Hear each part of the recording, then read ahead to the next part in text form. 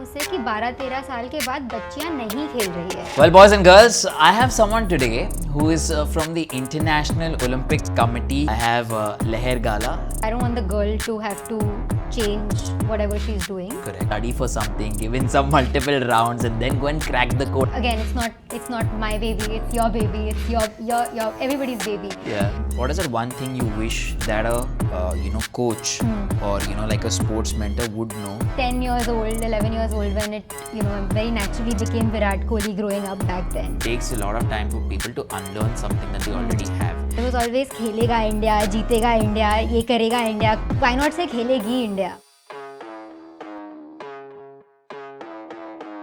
Well, boys and girls, I have someone today who is from the International Olympic Committee Young Leaders Program. Well, first, to be honest, I didn't know that there was something like this that even existed.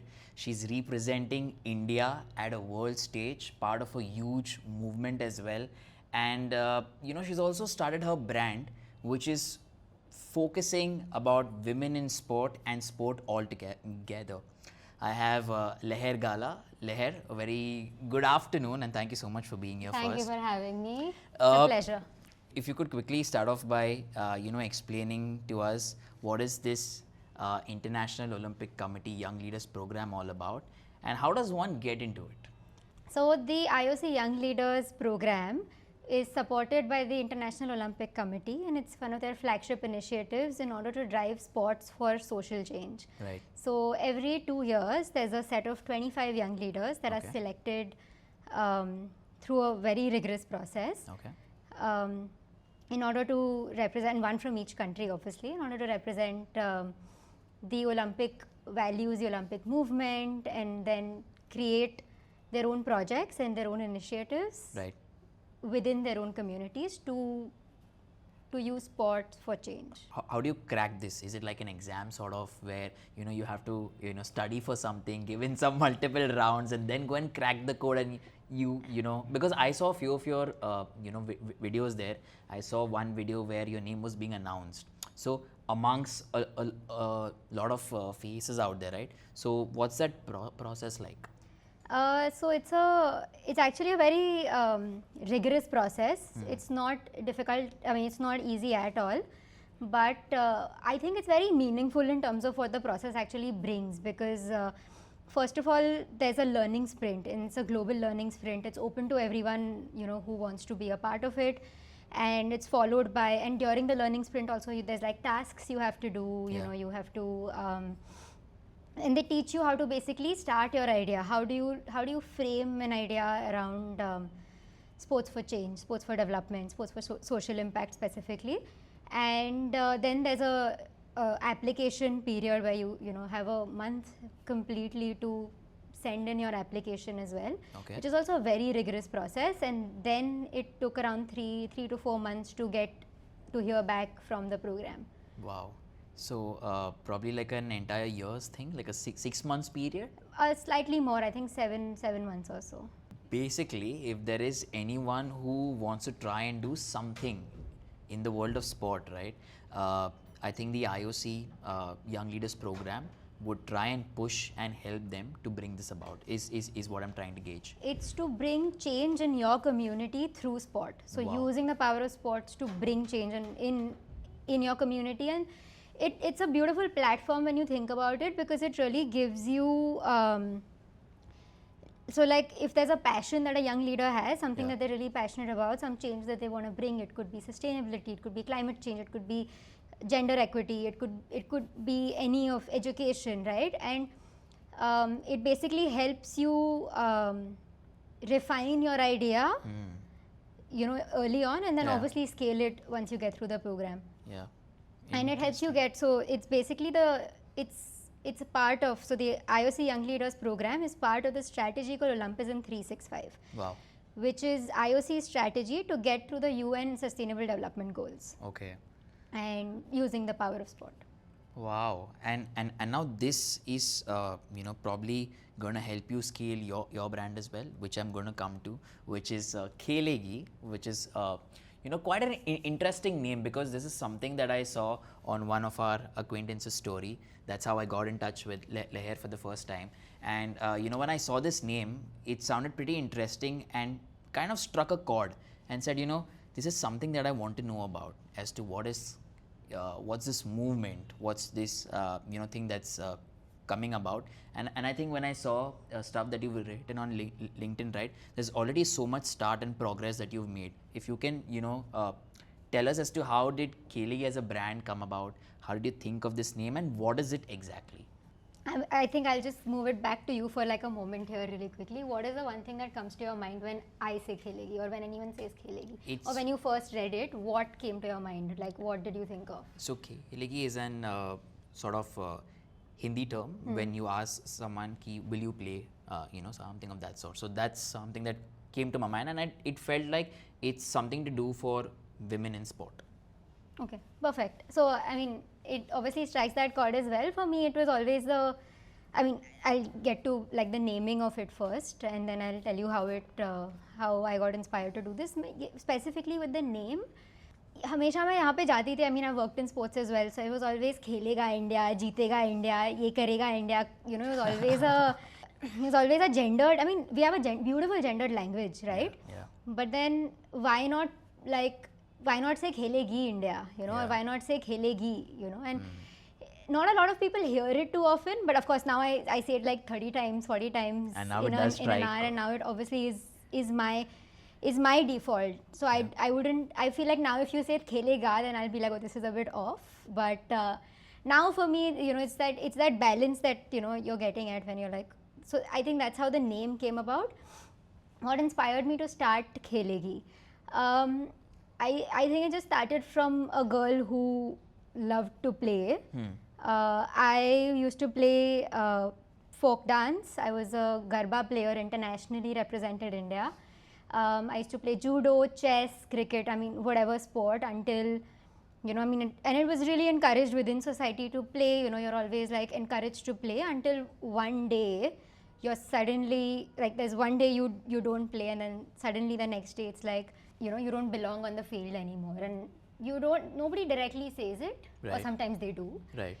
But it's far too obvious, that shift. So it's that transition of puberty when a girl goes through, and that's what happened to me as well. So when I hit puberty, for me it was a sudden change. Like there was so much stigma around it. Nobody told me about my periods. Nobody told me how to manage my period as well. Yeah. And also there was so much confusion, because I also like, you would say lack of knowledge maybe, or someone to go to and talk. Silence. There was stigma, there was shame. It was not normalized. Like conversations around menstruation was not talked about enough. I also dealt with, I was very underweight, so I had issues gaining weight, which was very difficult for me to deal with my body. And like also it's my body is changing, but then how do you navigate it as well, right? And correct. There's no buddy didi, right? There's no like buddy didi to sit and tell you, hey, listen, it's completely fine. Like even mood changes, the emotional fluctuations that come about in puberty. So there was so much happening with me, and also I got my period very late, so it was really like the whole thing was so confusing, so that I think it was just easier to quit sport, right? Because there's so many other things you're trying to navigate that it just made sense that, okay, like you give up something you love because society tells you that it doesn't belong to you. Absolutely. And having said that, then obviously I went on to have a very lucrative career, got 2 masters in economics. I think I was living in Germany back then, and it took me moving to... Were you playing anything by then when you were in Germany, or you were not connected to sport? I think I was always connected to sport. I had built a life surrounding sport, which I wasn't in, very honestly, because again, right, like you are a part of it, but society tells you you're not a part of it. Correct. And but when I went back to Germany, I used to play. I think I got into fitness more, and just because there's a culture of play. Yeah. However, I saw the same pattern, right? Like, menstruation is stigmatized. Menstruation in sports is stigmatized. Nobody talks about puberty challenges in general. And then I realized, okay, it's a very global problem. And one thing led to another. I had one dramatic, ordinary day at work. where I came back and I decided, okay, this is not what I want to do. I don't want to have this very...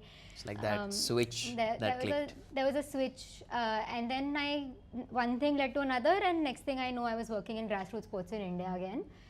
I was back home, and then again the same story. So, but in a different context as well. So when I was working in grassroots sports, you see that, you know, like, girls are extremely talented. Yeah. You know, our children are so talented. Yeah.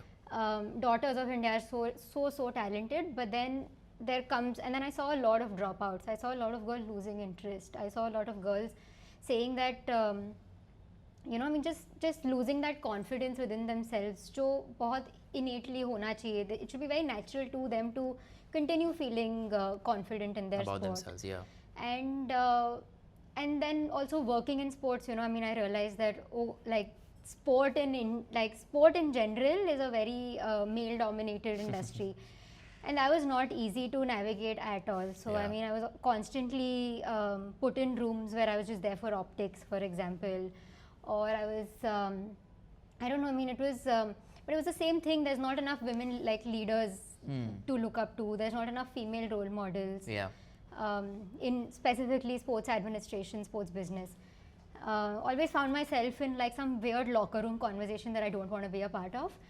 And then that's when the switch came in, where I was like, okay, this is a global problem. This is a sport problem. This is a just the taboo, the whole stigma, the shame, the silence, all of it just collectively grew. Yeah, and then I think there was just one switch where after I took the Young Leaders learning sprint, I think I was really inspired, and I was like, okay, like, whether I get through the program or not, I'm going to do it. Like, this is what I want to do. And it made sense to me because it's my own story. Yeah. Like, if you think about it, as much as I am Khelegi, and there are so many other girls who are Khelegi as well. Right.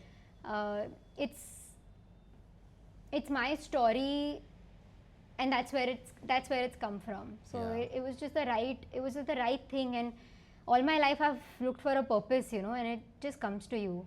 Wow. It just came. It So came at the right time. it's more like purpose, movement, cause. I think there's so much involved behind this name, behind what you're trying to do, from the kind of personal experiences you have. And also, like you mentioned, right, it's not just a problem here, it's a global problem, because you've been out there, and I think you've also seen that at a certain age, you know, when puberty kicks in, you're saying that globally there's a huge amount of dropout for you know, girls or for women in sport. How is it now that your brand is going to try and you know, bridge this together? What is it that you think is your first step that you're starting to work on? Because it's something which is very exciting, something which is you know, very educational as well, because you don't, you know, how do I put it, you need people around you to first understand what is the thing that you have, right? And then you can go and tell you know, someone who's playing the sport, come to a specific age, that you don't need to drop out from the sport. You should continue, like a buddy didi that you want to be, or you know, should be. So my point here is that you know, what are the first steps that you're going to start off with, or you guys have already started off with? So, rightly said, I think by the age of 12, 13, 49% of girls globally drop out of sports as per this UNESCO report that came out in 2024. Correct. 85% of girls are insufficiently active globally. Right.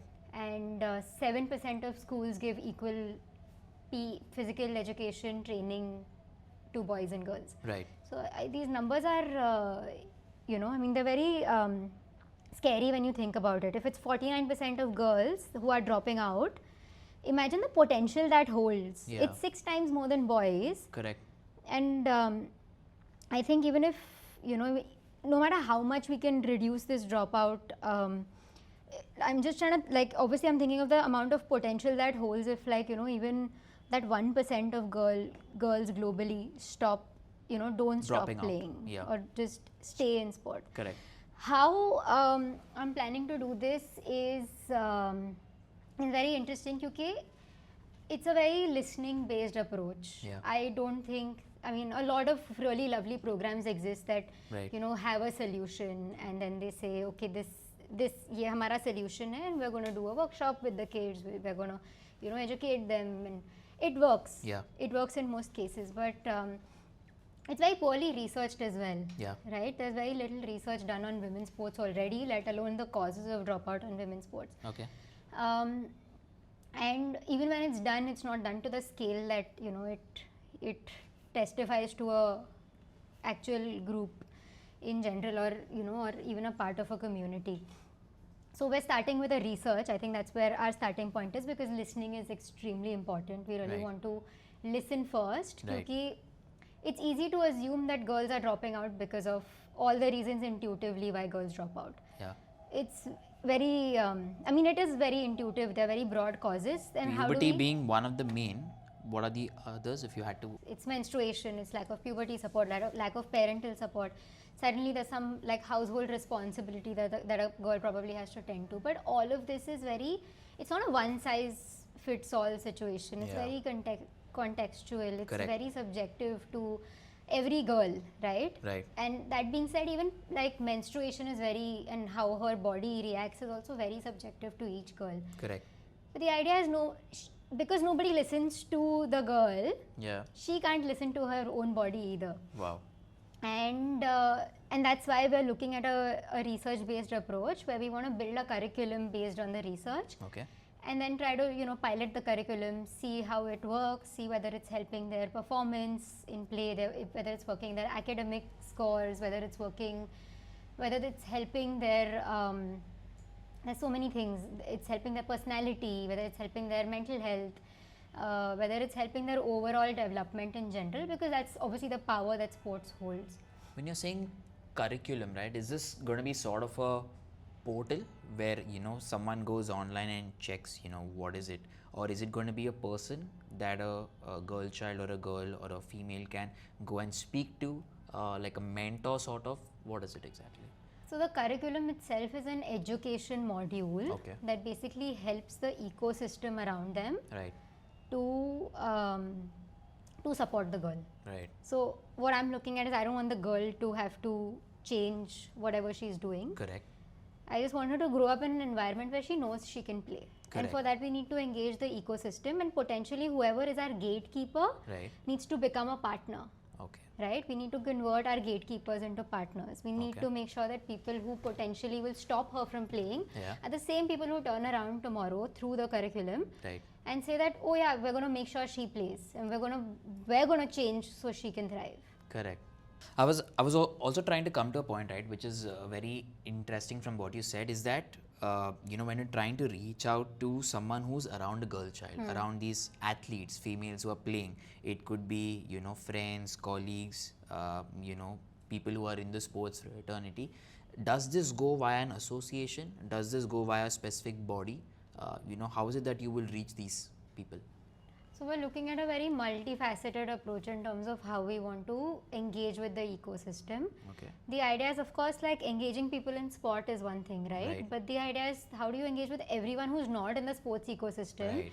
not in the sports industry? Build a community that believes in the cause as well. Build a community that says, hey, like, Khelegi is my responsibility. Right. You know, like, and that's the idea. So the idea is to also work with parents, to work with boys, to work with schools, coaches, so everybody who engages with girls on a day-to-day. Right. We also want to engage with them through the curriculum, Right. and then also work with coaches specifically, like basically do a train the trainer for coaches, get work with associations, federations, governments as well, right, and just put the entire ecosystem together, centered around the girl child playing, rather than having to make her change anything Yeah, perfect. to Which fit is, anything. yeah, what you're trying to say is that she shouldn't change, but the people around her should make that change. And in order to bring that change, you're trying to educate them, reach out to them. Now, while you know, it looks like a huge mountain to climb, right? Because there is a lot of hard work that will go into educating them, putting those modules together, and, you know, bringing all of that. Have you made any starts as such, like, you know, trying to say that, okay, this is first step, which you've already spoken about, but, you know, in the long run, is it going to be easier for you to convince people or to try and go to a coach and say, you know, coach, this is what you need to train on? Like, you know, I'm talking from a point that a coach would say that, you know, this is something I already know. I don't need a module or I don't need a training for this. I'm just giving an example. So how do you approach, you know, like a situation like that? I think it's a very real problem when we're talking about That's correct. dropout, Absolutely, right? yeah. There's so many academies that I've spoken to who say कि 12-13 साल के बाद बच्चियां नहीं खेल रही है. It's a real problem. So even if, I mean, it's also about of course the coach does what the coach does best, right? Yeah. But then how is the coach enabling the girl to continue playing? Yeah. And I think that's where we help, we help the girl along with the coach to make her play. So I think just not ignoring the problem for what it is, and I think that's one way that I would look at it. Can you say your question again with the It's more like meaning I think I've already got my answer, but I was just trying to understand how difficult is it going to be for you to convince people to take a module sort of, I'm just trying to understand that in a way, because unlearning and learning is a huge problem here. That's what I feel, right? Because it takes a lot of time for people to unlearn something that they already have, and giving them something to learn again, that is another thing in a form of a module or anything of that sort. So while the message is great, while the awareness is something that I just want to try and understand, what is it that you're planning in a way to convince a person that, this is also something that they need to look. I understood it's like a social. The most direct way we're looking at it is through engaging with the stakeholders, right? But then what happens when we're not engaging? We're creating awareness as well. That's also a way you can look at it, like just using the power of social media, the internet, to just put it out there in a way that it reaches either the girl itself, reaches her in terms of what she needs to hear, or the ecosystem in terms of what they need to hear. So also creating that awareness, creating just normalizing the conversation around menstruation and puberty management in sports. And I think when a lot of people are talking about it, when we're creating those role models as well, right? When we're and that's also one way that will support this. And then we obviously have the IOC Young Leaders program, adding that level of credibility to what we are already doing. Correct. Do you have a team in place for this right now? Yes, we do. So that's why I always say the word we, because again, it's not my baby, it's your baby, it's your everybody's baby. Yeah. And for me, it's a community itself. It's also of course, it initially started out with a couple of friends who just wanted to be a part of this as much as I am. And I think over the last 6-7 months, a lot of people have just reached out and just gotten in touch through LinkedIn or found my number and just reached out and said, hey, how do we help? Like, we really want to do it. Yeah, which is great. Yeah, from what I heard of it, and now that the way you've explained it and put your points across, I think this is a really good initiative, that will probably needs to kick off and try and reach as many places and people as possible. Which also brings me to another phase of this conversation is, how do you think or what role does a community, does a school, does a college play in all of this? I think community is the key to, for me, of course, when I'm thinking about it, for me, community is everything, right? It always boils down to who your people are, who you're around, and what you're surrounded by, right? And it's also one of the most powerful tools that we can use to get our message out there.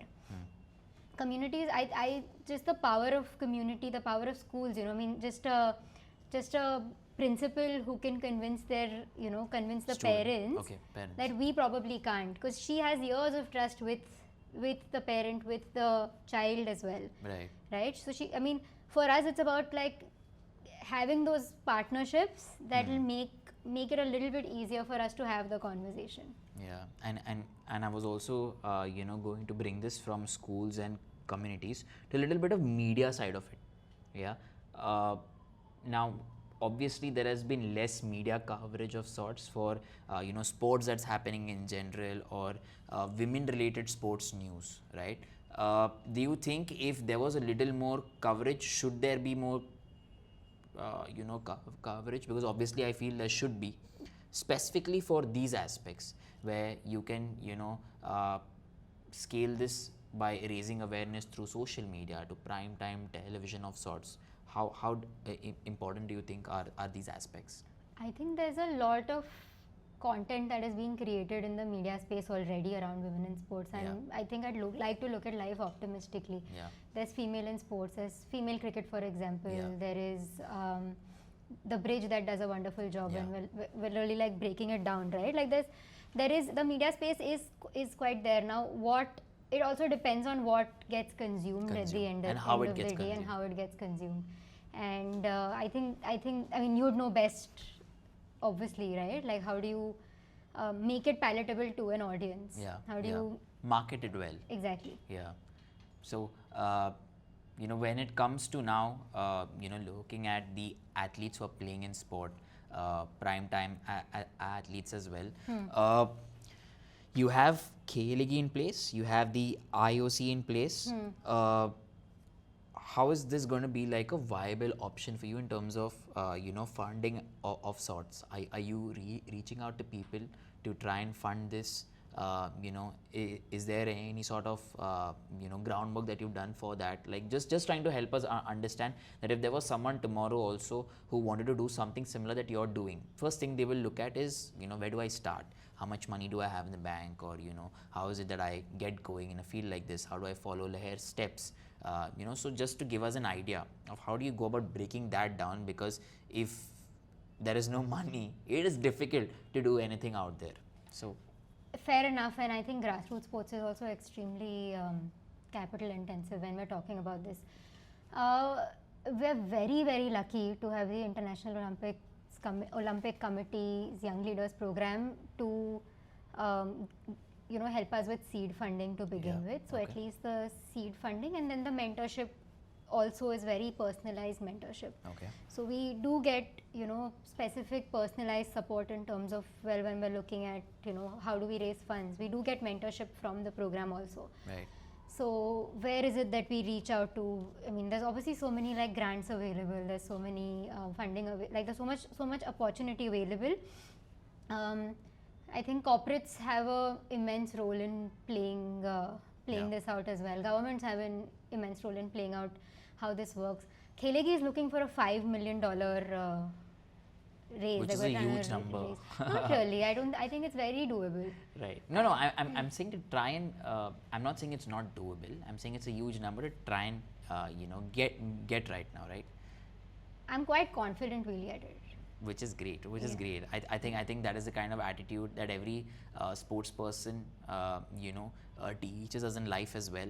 That it's always important to have that positive approach that things can get done. And we will get the $5 million. Which is great. Yeah. And just so you can explain to our viewers as well as to whoever's watching this. Right now, it's not bootstrapped, right? Or are you looking like looking at some investment to come in, sponsors of that sort, brand deals? We're looking for a grant funding of sorts to begin with. Yeah. But we do have opportunities for sponsors to come in because we have a lot of these IPs coming up as well. Yeah. So, of course, there's like sponsors and just corporates being, partnering up with the right things. Specifically for infrastructure, there's a huge scope for just governments to come in and do their parts. And I think there's already like we said, right? There's so much already happening in the world of sports, right? We have a lot of academies, we have a lot of new infrastructure coming up constantly, but the idea is to just engage with the girl child exactly when she needs to be engaged with, being told and being understood and supported and listened to, given that ecosystem where she can thrive, so that and it is expensive. Correct. It's not easy. when we're thinking about this in terms of capital also, because we're also like, after the curriculum, we're also looking at applying this curriculum Correct. in one of like in a partner school in Dharavi. Right. And which is going to be our pilot, and we're just going to see whether it works, and we're going to eventually convert it to our own Khelegi center eventually. Wow. Right, with just girls having the access and opportunity to just play, where they don't really have to move, or they don't have to shrink, or like toughen themselves for the world. Yeah, right. And because you also mentioned infra, right, I was also coming to a point that how important it is to have the right infrastructure. I'm sure at that age, the girl child may not think about it, or for her it's more of the parents probably taking decisions for her when you're 12 or when you're 13, of that sort. But also just to have the right infrastructure, right things in place at the right time, I think it'll make a huge difference. Do you think we have that right now, or there is something more that we need in terms of the infra sort of? I think we have a lot of new infrastructure coming up as well. I think the problem is just the fact that she doesn't feel safe. There's no safety, dignity, or joy there. Right, and that's also one of Khelegi's, like that's our purpose statement also, right?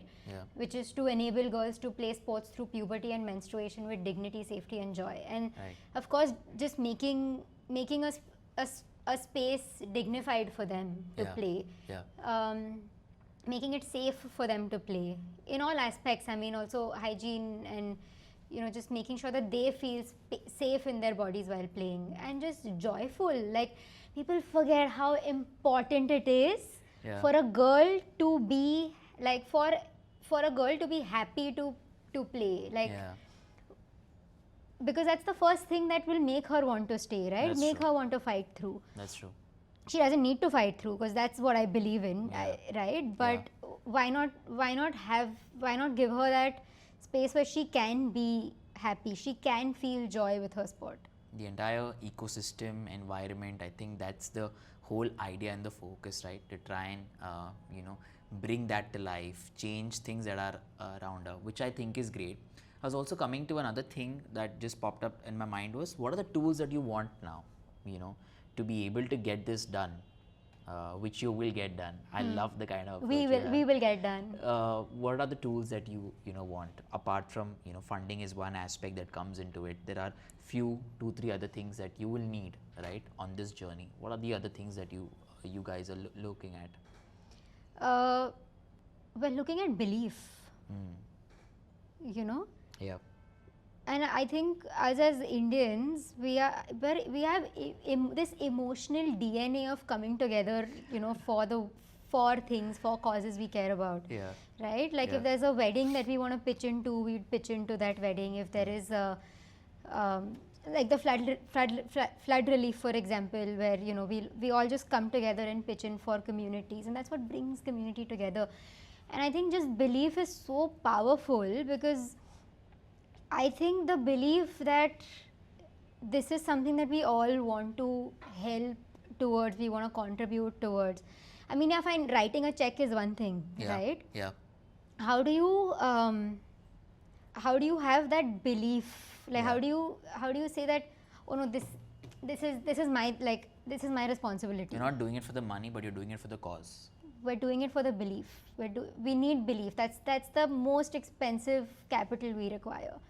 And it takes a lot. It takes a lot, like you said, right, to unlearn and learn something. It's not easy, because there are people who've lived a certain way for so many years that they probably don't see things a certain way. That's true. So then changing that belief is the most important thing that we can ask for, is like, from Khelegi. Because the moment you change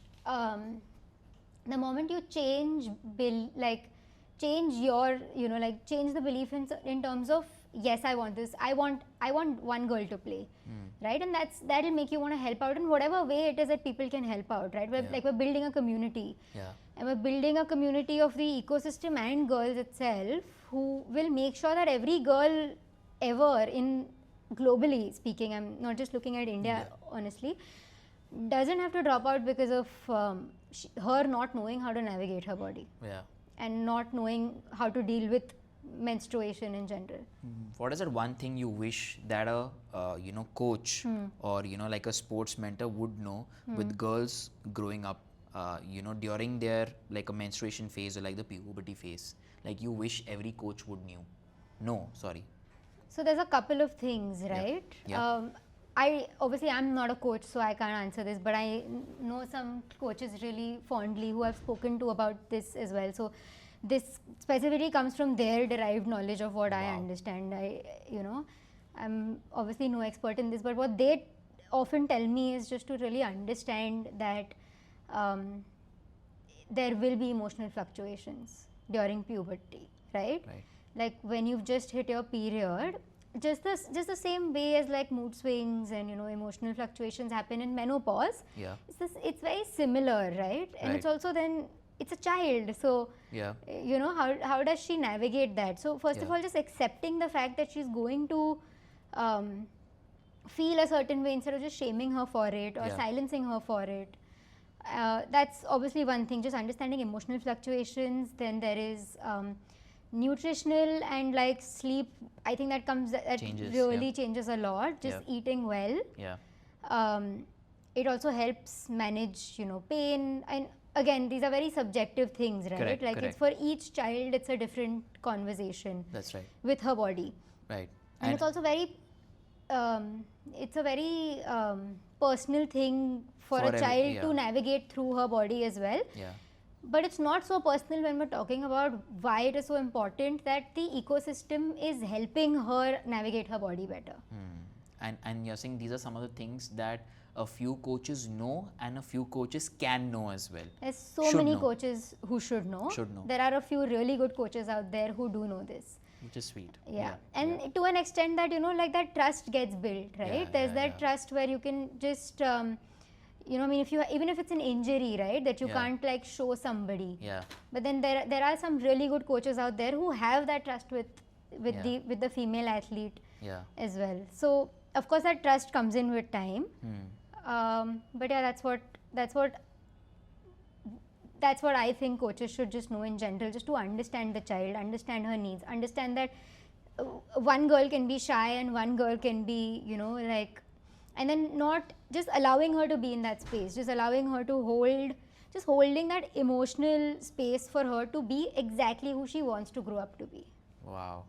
And when you mentioned that as well, this thing comes to my mind that you've also put yourself out there as a leader, right?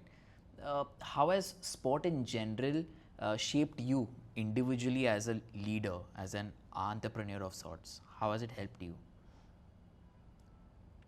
I think sports has basically done everything for me, right? Yeah. I mean, like when we're also talking about how it was always about sports for me. It was always just, for me, it taught me all the values that I live by today. For me, and the Olympic values, for example, right? Excellence, respect, friendship. It's beautiful when you think about it. Yeah. It's beautiful when you think about the power of collaboration in the world. When you That's think true. about just being somebody's friend, right? And it goes on the field or as a leader in the sports space now.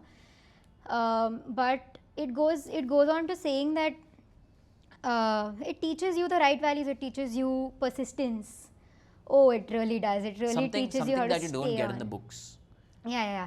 It teaches you confidence. It makes you a better person. It makes you a more considerate human being. It obviously evolves your emotional capabilities of dealing with situations, right? Yeah.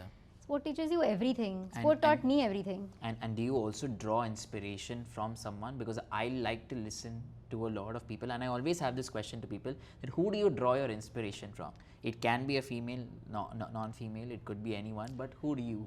Every time someone asks me this question, I always have this one answer, which is that I wish it was a female athlete that I was inspired by, that was my role model. Okay.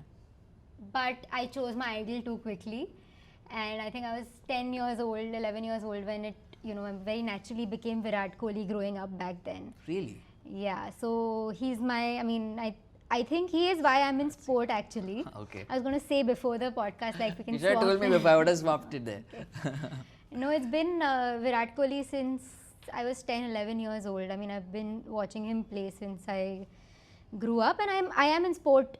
I'm hoping if Virat is watching this and this, reaches him, that this is such a great initiative as well, that you're part of, that you're doing. And like I said, right, initially when you began, when I got to know about this, it was something that I was, taken aback by, that there is something like this that exists in the world of sport. And when I set out on a journey as well, that I try and meet different people from the world of sport and try and understand as to what they're doing, how is it going, not just athletes, but someone who's maybe behind the camera as well. So yeah, the fact that you have a circle kind of thing where you're drawing inspiration from Virat, and the values and the morals are. There's this beautiful, it's this book called Steal Like an Artist, and it says you find one role model and you find their 3 role models. Okay. And you learn everything about them. So you Okay. learn and then those 3 role models, you learn everything about those 3 as well. And then you Okay. find their 3 and you just chart it out that way, and that becomes what you can be inspired by. Wow. And I think that I haven't gotten too far into this exercise, but I Okay. think, I am inspired by who my role model is inspired by as well. And I think that gives you a lot of inspiration And for who the is your world role to- model inspired by? There's Sachin Tendulkar, there's Anushka Sharma. Okay, there's- okay. Yeah. Yeah. But Interesting. but then you learn so much, right? Yeah, like yeah. you open up to perspective in general. Yeah. So no, and very interestingly, like I said, I'm in sports because of him. Yeah. When I was having this very ordinary day at work, I remember I was in Munich, and I was in this metro ride back home, and it was a very regular, very nice day at work actually. And I think I just broke down. I was just crying. And I was like, what am I doing? This is what I want to do, this, that. And then I watched this one video of Virat Kohli. It's a motivational video, and that's what, just gets me going. So in that he said that he wasn't performing during the 2012-2013 World, like IPL during that time. Yeah. And he wasn't eating well, and he wasn't playing to the best of his abilities. And one day he looked at himself in the mirror, and the next day onwards he changed everything. Yeah. And you will not believe it. I went back home, I've cried it out, and the next day onwards I have changed my life. I've decided that if I want to be at the highest potential of what I am capable of giving to the world Yeah. and being in this world, this is not who I'm looking at. This is not where she needs to be. And is there a secret for that consistency, that discipline that you have, that you've been able, from there you've obviously changed, you've done that almost every day now. Is there something that you've been doing that has helped you get here? I'll give all the credits to my community, my people. Yeah. I don't think it's been easy at all. It's not easy to be consistent. Yeah. But you just hold on to the right people. Yeah. And the days you can't remind yourself, Yeah. you don't remember that this is what I'm capable of, that's where they step in. So I think they've really gotten me through my ups and downs in general. And I'll give all credit to my friends, my parents. I think just that unwavering support. I mean, it's too much also when you think about it, right? Yeah. Like, I'm in middle class family, extremely down to earth parents, very hardworking as it can be. I finally I'm living a life in Germany. It's a comfortable life, and then suddenly them getting a call and saying Mama, this is what I want to do, and they're both teachers, so they get it. Yeah. Right? But if they get a call and they say, Mama, this is what I want to do, just them saying, yeah, come back, like, it's perfectly fine, and not once. It's a huge plus. Yeah, I mean, for me, obviously, I had all these calculations that if this doesn't work out, but then never for them. They were always unwavering support, no matter what. With my parents and with my friends. And also because we're speaking about motivation and the kind of thrive that you have to keep going, what does success mean to you, and what has it meant to you so far? I have another Virat Kohli quote for this, and he says, failure is the most important thing in life. It does, because success doesn't teach you it as much, it only boosts your ego. and how this has stuck with me. So for me, I really think that success for me is how I deal with failure in a very balanced way. Every time I'm failing, how is it that I maintain the balance? How is it that That is success for you. that is success for me. So if I'm failing, how am I still here? And if I'm having a peak as well, how am I still here?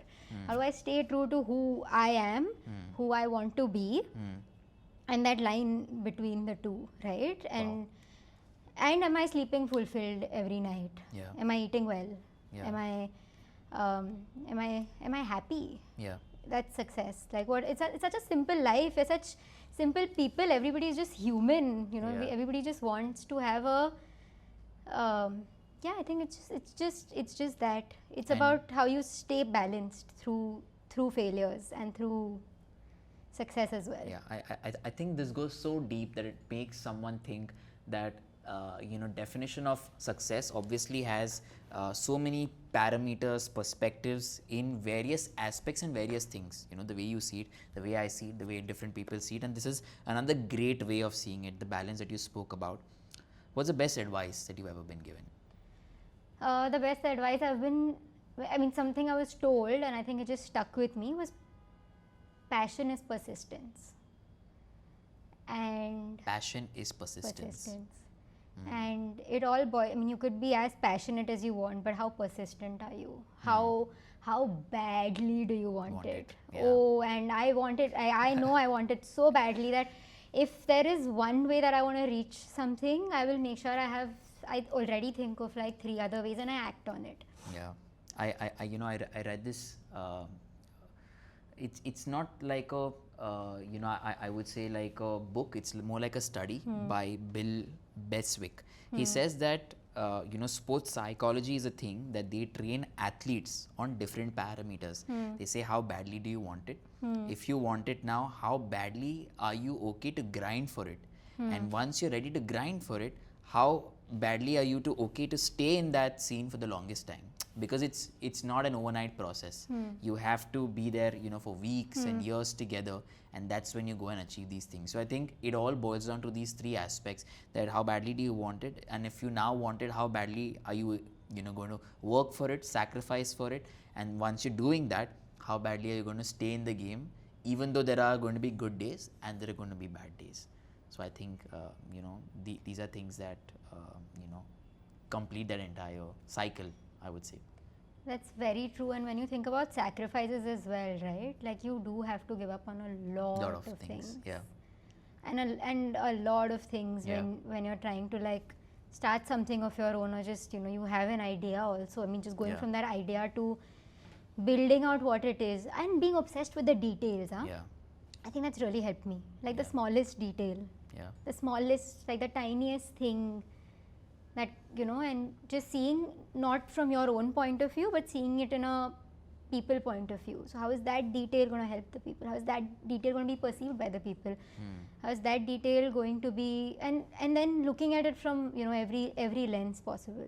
I also have to ask you, right? See, it's different being an athlete in sport. It's different being an entrepreneur in sport. But to be a woman in sport with a society, surrounded, I would say, by male dominant people, how difficult is that? To be able to get through it. Do you have to prove yourself? Challenges sort of. So it is incredibly hard. Yeah. First of all, there are so many times I was put in rooms just for the optics. Yeah. So it was just tokenism so many times. You're put in a room not for your opinion, but just because there has to be an inclusivity conversation. There were times, where there's a constant need. The amount of energy a woman puts in order for her to constantly prove her seat at the table.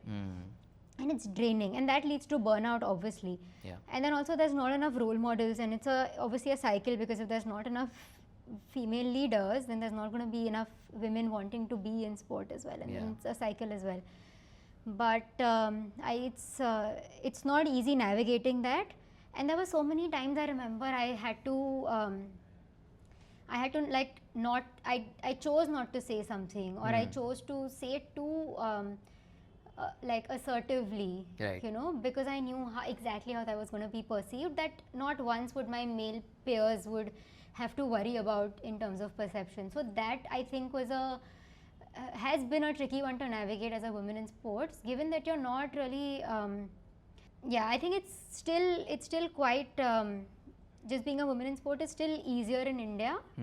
I think we're really getting there. I think Wow, you're saying that it's easier in India than it is outside. outside again, right? It's more subtle, and how subtle it is, Yeah. and how there are more layers of depth. But again, yeah, that's the general gist of this. And what are your learnings as well? You know, your learnings as a woman entrepreneur, your learnings as someone who's, you know, trying to run a business, trying to you know, build something. What have you learned on the way? I have learned to be very real with myself. So the idea is to just look at yourself straight in the mirror and just be honest about who you are, what your values are, what you believe in. And once you're true to yourself, once you know exactly and be very real, be brutally honest. And once you do that, back exactly who you are. Like, trust yourself, trust every ability you have, trust every skill you have, every idea you have. I've dealt with imposter syndrome all my life. I don't think there are days I feel like I don't think I can do this. Yeah. But you have to back your abilities, and you have to back what your, and I think it boils down to purpose also, right? Yeah. So Just like once- what we spoke about, how badly do you want how it? bad, yeah, but also the fact that you have to back yourself. You Yeah. have to, if you believe a certain way, back it, Confidence. but have that openness to really validate that as well, Yeah. and ask a lot of people. Yeah. Make sure it's a validated idea, make sure it's a community verified idea. So for me, it's always like, you know, if there's any idea I want to validate, Yeah. I'd pick up the call to a person who doesn't know anything about this, and one call and pick up to somebody who knows exactly what's going on, and then get a validation in both of those, and see Interesting. whether the idea is really going to work or not. So I think just like looking at myself and saying, hey, this is who you are, Yeah. these are my strengths, these are my shortcomings, and this is who I want to be, and this is how I want to be it. How do you stay true to that, and then back yourself to be that balanced consistently? Wow, this has been That such helps. an you know, enlightening, I would say, podcast of such, because the few guests that I've got before this have all been in different fields. You know, some has been like a creative, some has been doing something else. This is more like a social cause, like a social movement, and you know, I want to say that thank you for being here. Firstly, you know, for being able to tell us what this movement is all about, how it's, you know, going to shape the future of women in sport, how it's going to change, and the persistence that you have really makes me feel that, you know, you're definitely on the right track to make sure that this gets done and will get done. But you will fail Yeah, a I know, thousand I know, times I until know. you succeed. Yeah. So I just want to say, you know, thank you for being here, and we hope to see Khelegi right on top. We hope to make sure that every girl Khelegi. Yeah, we hope to make sure, guys, that every girl Khelegi. Yeah. Yeah. Thank you so much, Laher. Thank you. Appreciate it. Thank you, Thank you. Stalin. Thank you.